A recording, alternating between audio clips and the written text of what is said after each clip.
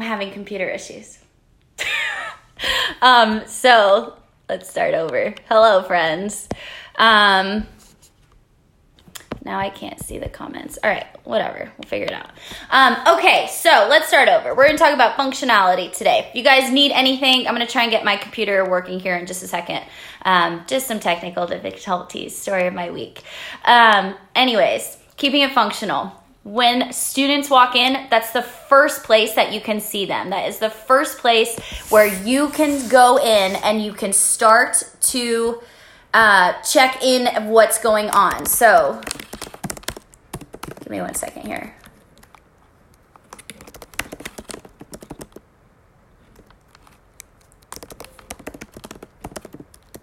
I'll give you guys all a second to swap over. Sorry, I'm having technical difficulties.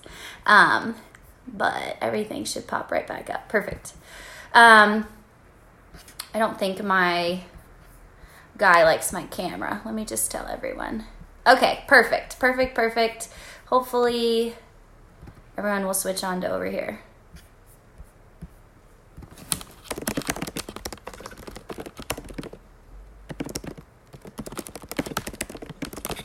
All right, sorry ladies, let's get rolling.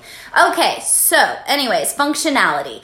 As a teacher, when the student walks in the room, that is where it starts. So noticing, yes, do you have a bunch of women in front of you? Do you have a bunch of men in front of you? That will change some things, but it's not going to be everything.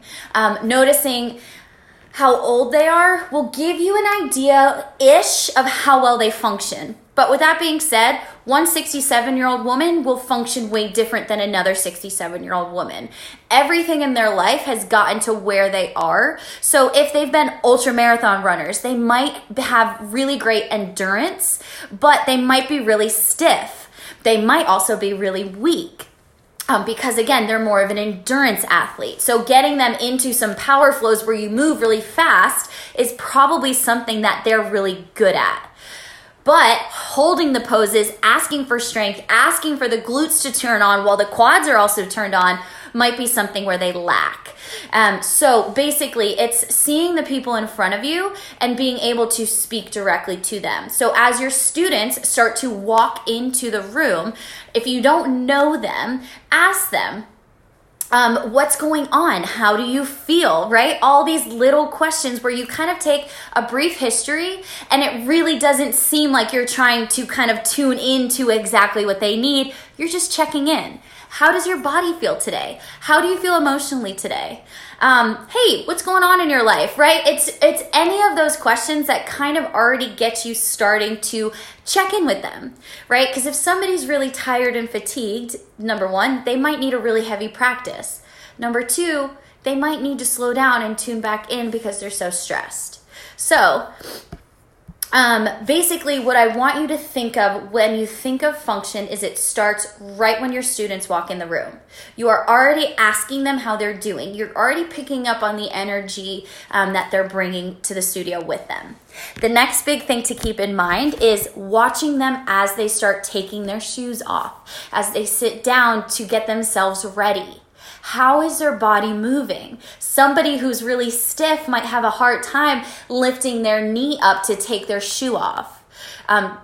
Picture sneakers, right? They have to untie them. That might be really hard for somebody. Just sitting down might be hard for somebody. So the functionality starts right when they walk in. The next thing, you need to bring in something that maybe they don't know they need, and that's the little trick there. So if you think about our populations, who do you speak mostly to? If you speak to younger kids, they need to settle.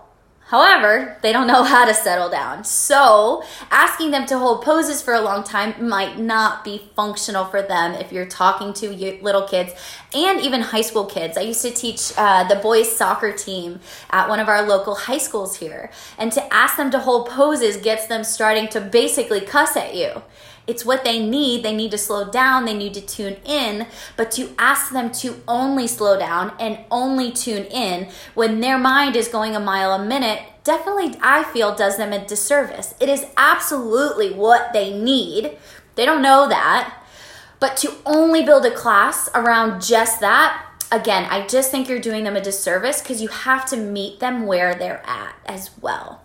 So then we get into more of our college setting. I'm in Nashville. There's a ton of college people here, boys and girls alike.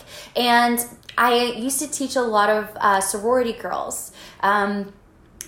I don't know if it was just the studio I was at attracted one of these big, or maybe one sorority girl brought in all her girlfriends. Nonetheless, the self-doubt that was in that room was palpable.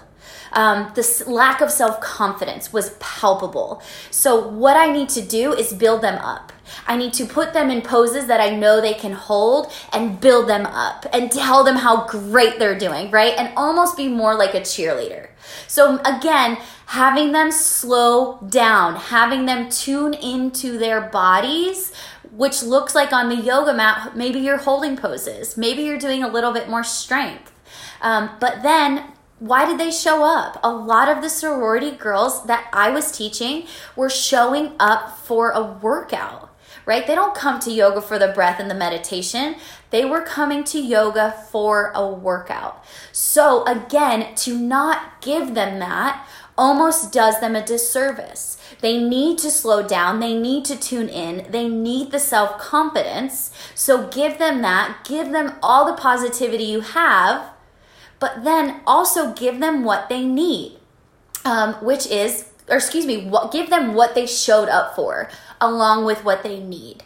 So you're meeting people where they're at, and probably they need a lot of heart opening. They need to be able to let their love shine, whatever your beautiful cues and messages are that you give them. You need to teach them how to love themselves again. This is the same for high school kids. This is the same for college. I mean, this is the same for everyone.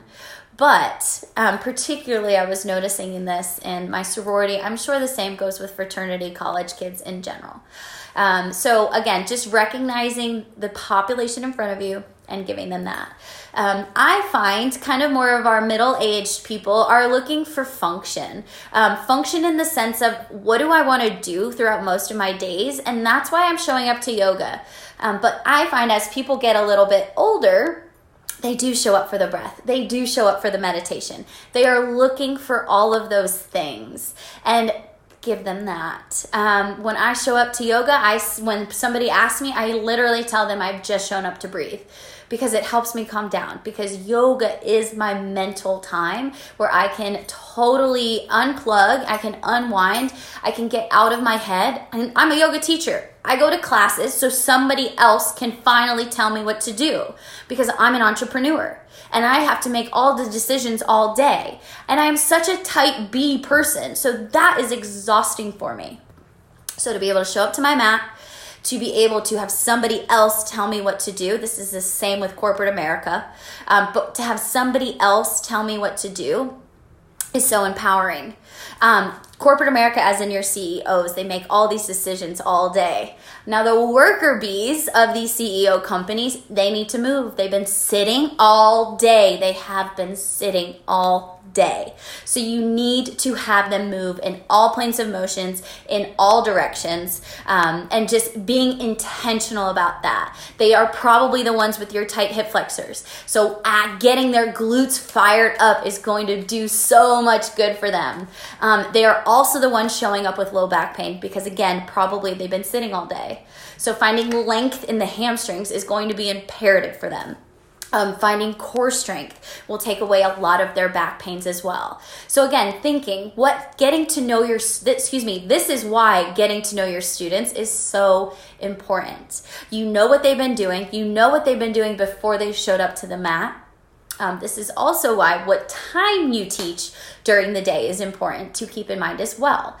So if you're teaching a morning class, people are coming, 5:30, 6 a.m., people are rolling out of bed and coming to you. To ask them to get into this really, really fast movement right away is probably not what they need. Everything is elongated and filled with fluids. Thank God, overnight, your body just replenishes. Your vertebral disc literally are plumper in the morning because they've had all night to expand and get more water absorbed in them. So in the morning, you might find yourself a little stiffer as a yoga teacher. keep that in mind as you're programming your sequences. You can think about, how do I start these people off, but how do I start them off slow? How do I not ask for these super, super big postures first thing in the morning while you can still give them the opportunities if they feel ready? Again, in the afternoon. So if you teach the noon flows, are your people coming from work and have they been sitting all day? Do they work from home and they're really just coming to you to get out of the house and they're looking just for a fun flow? And then evening classes. Again, have they been sitting all day and this is their first really big movement of the day? Do you want to start them off fast? Later in the afternoon, your body has been moving all day. Even if you've been sitting, your body has been up and going all day. So you tend to have a little bit more range of motion during the day, during the evening classes, 4:30, 5, 6, and so on. If you're teaching really late classes, are you getting them so hyped that then they can't go to bed? Do you want to teach more restorative, or are they tired after a long day? Recognizing your students, asking for what they need, giving them that, and then tricking them into the things that they might not know they need. So then again, they feel like you are teaching directly to them. And once your students can feel that you are teaching directly to them, and it's that feeling where you're the only person in the room, and this class, this sequence was built exactly for you. That is the power of teaching yoga. That is the power of keeping students coming, them recommending their friends to come to your class, wanting to try it out. It is exactly what we need, right? And then that is also the big trick in how to book privates. How to book parties, right? I'm in Nashville. We have a ton of bachelorette parties. So whenever I have people in my class, their girlfriends come for bachelorettes. They always want to do yoga. So you have this little niche and people think of you first. That is the trick. There are over 60,000 yoga teachers according to Yoga Alliance, and that was just when I looked a few months ago. So there are 60,000 yoga teachers, and that is just that are registered with Yoga Alliance. You have to stand out. How do you stand out with so many people doing the same thing that you're doing? You have to build classes specific for the people in front of you. So it is a little bit like business coaching. It is a little bit like finding your niche. Who do you teach best? Who do you enjoy teaching best? Do you enjoy teaching beginners because you can simplify it? I find when I teach more beginners, you're not able to throw in a lot of the excess cues because they don't even know the names of the postures yet. So you're a little bit more on your mat, maybe in the front of the room, so they have some reference. If I have beginners, I usually put them in the middle of the room, especially if there's some advanced practitioners, so they always have someone to look for, and I am not expected to be on my mat the whole time. But then also, if you enjoy teaching more advanced teachers, you're able to give some more of these anatomical cues. You're able to help them dive deeper into their bodies. But if you don't know the anatomy, you're not able to dive deeper. So maybe you're stuck teaching beginners because you don't feel you have the capacity to speak to these yoga teachers coming to your classes, to speak to these students who have been teaching yoga for years and years. If you're teaching beginners level to the advanced practitioner, eventually they will get bored. Eventually they won't be able to dive any deeper. You're not giving them anything new. So recognizing the people in front of you, what have they been doing all day? What do they need in the sense of maybe they don't know they need it. Hopefully they don't know they need it, but you know they need it. And then just recognizing the things that they expect to get, giving them that. Giving them what they expect, because everyone has expectations for everything. And even before I go into a workshop and I teach it, I usually ask, is there any expectations for this class? And if they have an answer, then absolutely. If you're going to ask, you better give it to them. If you don't care what their expectations are and you want to do whatever you want to do, don't ask. Because if somebody gives you their expectations and you don't even acknowledge it, that feels way, way shittier than just not asking. So again, just different things to keep in mind. Taylor, I see your question. Can you touch on ways to make inversions safer with people with high blood pressure? Student who insists on going into downward dog chooses not to utilize modifications. We have those people. And takes long forward folds on her own, and she'll get dizzy. So the biggest thing with people with high blood pressure is knowing what medications they're on. The biggest thing with yoga teachers is we're not pharmacists. We're not doctors. So to even know that they're on a beta blocker, what does that mean? Basically, a beta blocker helps decrease your heart rate, aka decreasing your blood pressure. Super simple, but it's not that simple, but nonetheless, you get the picture. So people go on beta blockers when they have high blood pressure to help bring that down.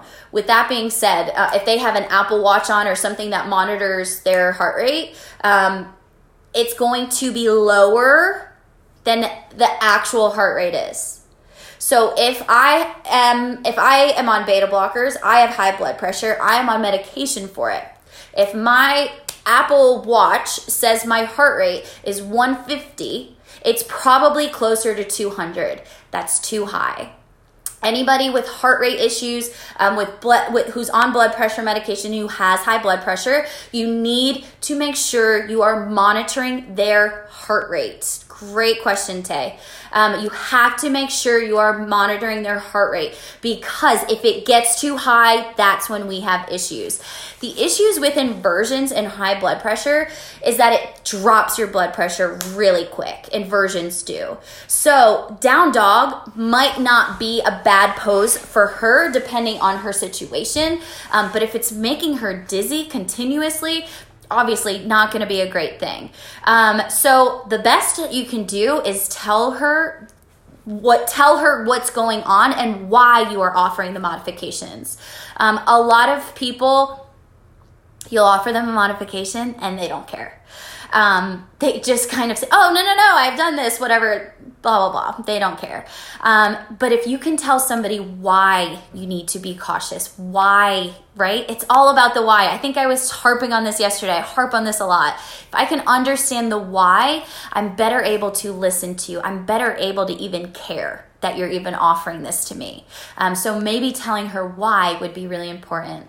But also, a huge asterisk star, write this down, keep this in your mind. Anybody who is on a beta blocker, regardless if their heart rate is high or low, if you put them in a totally closed kinetic chain position, aka your feet and your hands are on the floor at the same time, this puts them at risk. I'll repeat. If somebody is on a beta blocker, aka they have high blood pressure, if you put them in a totally closed kinetic chain, feet and hands on the floor, they are in a compromised position. This is not safe for people with high blood pressure, especially for people on beta blockers. It is a totally closed chain that now they might start having heart issues. So alternatives for high plank is going to be putting them into movement in the sense of they're always opening a chain. So picture high plank where you're taking your opposite hand to your opposite shoulder. You're continuously moving in and out. You're only in that closed chain for just a hot second.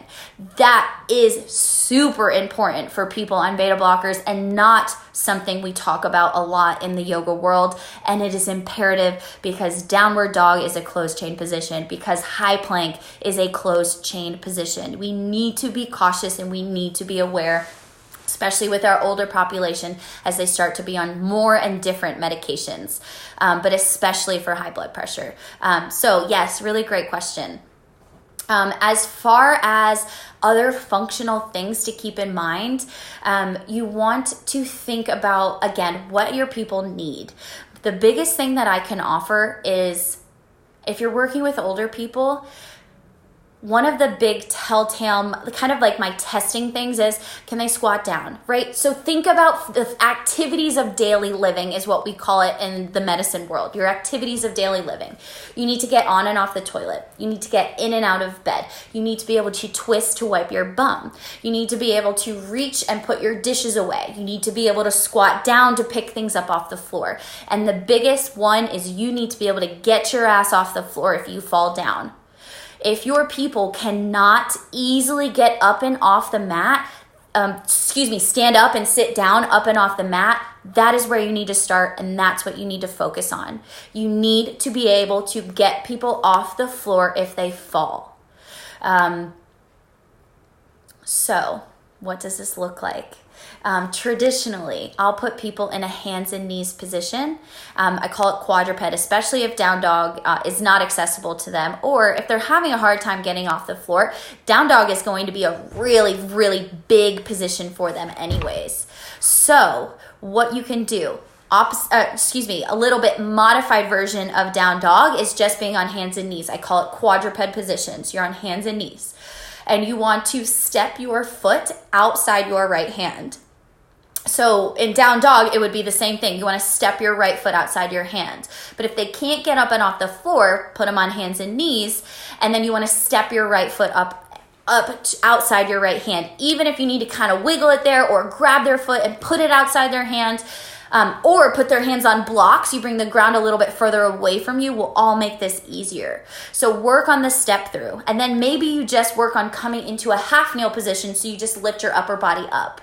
From there, think about a little kid, right? Little kids, as they start to crawl, as they start to walk, they then need to pull themselves up. So one of my studios I teach at also does bar. There's bars of poles that go along. So my people who have a hard time getting off the floor, I will intentionally make them put their mat next to the bar so they can hold on to something and they can pull themselves up. When we don't have the bar accessible, I will allow them to put their hands on their knees and kind of press themselves up, just like you would see anybody doing anyways. But I wouldn't let them live there. I would absolutely challenge them, whether I come and give them a manual assist, I put my hands out, say push into me.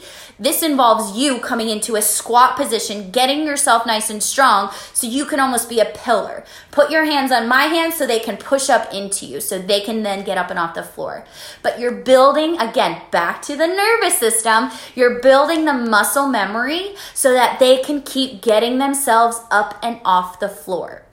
Might look like a lot of modifications at first, but the split stance, or more like the lunge stance, is the easiest way to do that. So as they get better at it, then maybe we come to down dog, maybe we're up on blocks, and then we work on stepping the foot outside the hand. Later on in class, when you're doing when you're doing more kind of floor work, and you might start with this, doesn't matter how you sequence, but then we work on the rolling over part. Everything stems back to how you were born. You start in the fetal position and you come out. And then, I've never had kids, so please correct me if I'm wrong. I don't know. But then, so from the fetal position, at some point, we need tummy time. That is all of your locust poses. So intentionally add those in. Those will help get your spinal curvature back. How functional is that? This takes away our low back pain.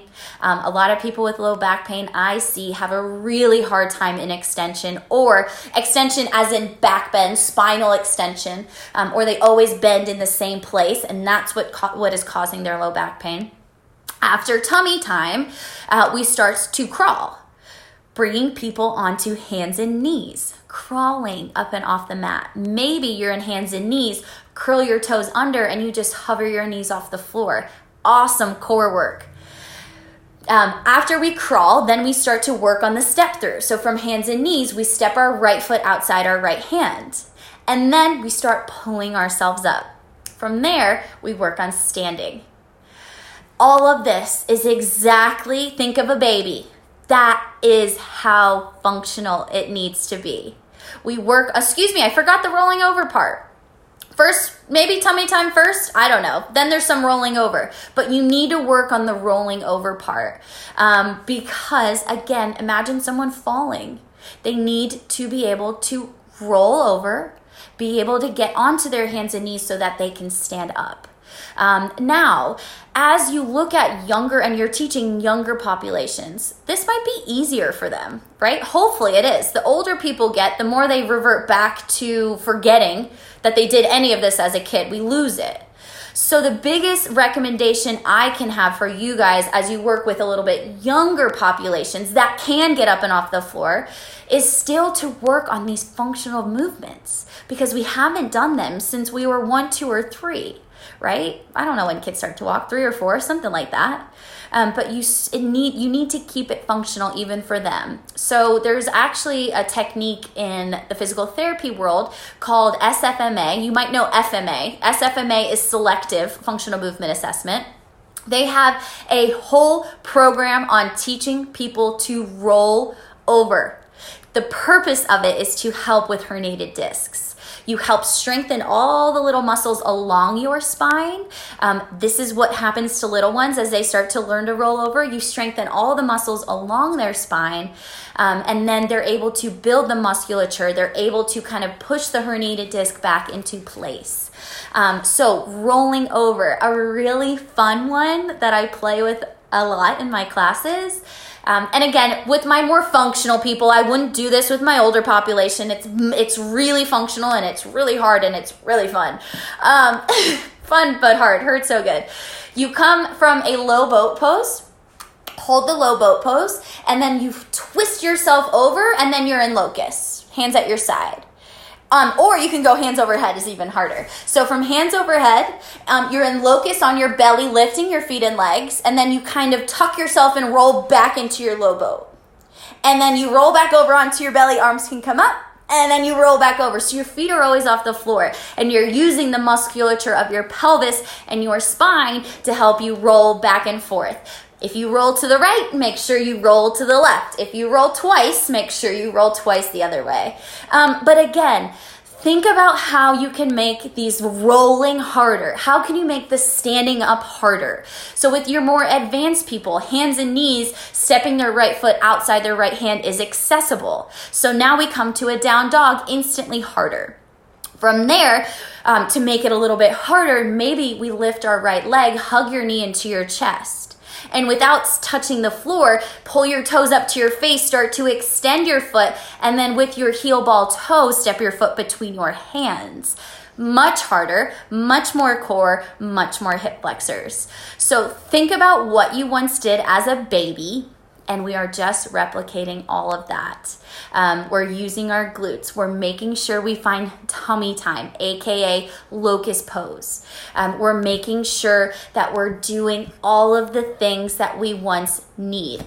I'm glad that was helpful, Taylor. I'm just starting, I don't know, technology. I'm just getting all of these.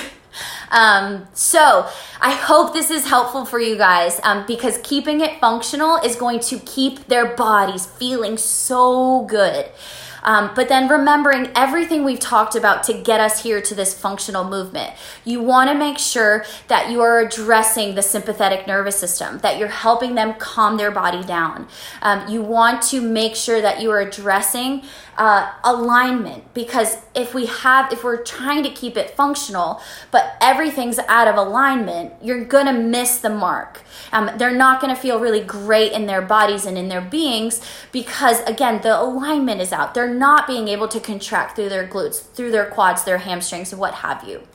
And my intention for sharing all of this with you guys is really to help you be better yoga teachers, better movement professionals, more qualified yoga teachers. So please let me know what guys you have. If you have specific questions regarding your student population, let me know.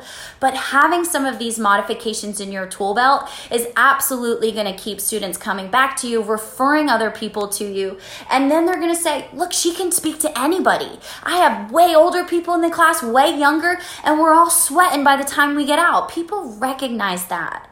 That's important. If you have more of a tailored group, you're able to dive into them right away. Please let me know if this was helpful for you guys. And of course, I am launching my functional online course. I have had a bunch of people questioning, so I want to make sure we're clear. The functional course is its own entity. You do not need to do the group coaching. You do not need to do the one-on-one to get involved in the online course. The online course is its own thing. The price point is $397, but if you use the code READY now, you can get $100 off. So definitely do that. And the $100 off coupon, I said was going to end Friday. I had a few people wanting to think about it over the weekend. So I'll close it out on Monday for you guys, Monday at midnight. So you have a little bit of time to think about it. But if you would like group coaching, please let me know because spots are limited. I have had a bunch of calls with people interested. So there's only 10 spots. There's only 8 spots left. So let me know. But the group coaching is going to be separate, but the group coaching includes the course for free. So let me know if you want to get in on that. It's going to be, yes, the course, and yes, you can ask me questions and get involved in that. But if you want more of the accountability, we'll be talking about any specific questions you have regarding the modules, but we will also go into 4 different learning things. Sequencing is going to be part of it, sequencing and transitions specific to your student population. More common injuries because, again, I have a 6-year degree in injuries. I got lots to say. But again, everything for the group coaching is going to be tailored specifically for your students. And then from there, I offer one-on-one coaching. This is more of your anatomy tutor. We will be diving into some business stuff because there's no sense in me teaching you everything I know about anatomy, making you a really great yoga teacher, and then leaving you out to dry without any students, without any privates. So part of the one-on-one does involve business coaching. It does involve how to get privates, how to structure a privates. We will cover that a little bit in the group coaching as well. But the one-on-one coaching will absolutely leave you ready, prepared, full website, all that good stuff so that you can be the best yoga teacher and you can actually make a living doing what you do, doing what you love, and I can just help you make your teaching that much better. So thank you guys so much for tuning in. I am so stoked to be doing these 5 days with you. We have one more day tomorrow. If there's anything that has come up for you this week, it's going to be a little bit of a Q&A day. So if you have questions about the group coaching, the course, or the one-on-one, please let me know. I will leave my Calendly. If you're interested in group coaching or one-on-one, please book a call with me. I would love to fill you in on all the details. And yeah, I look forward to seeing you guys tomorrow. Bring your questions or just leave your questions here if you can't make it live, and I'll make sure to get them all answered. And tomorrow we will also be covering intentions, which is my jam, which is my favorite thing to talk about. So thank you guys for tuning in, and I will see you tomorrow. Namaste.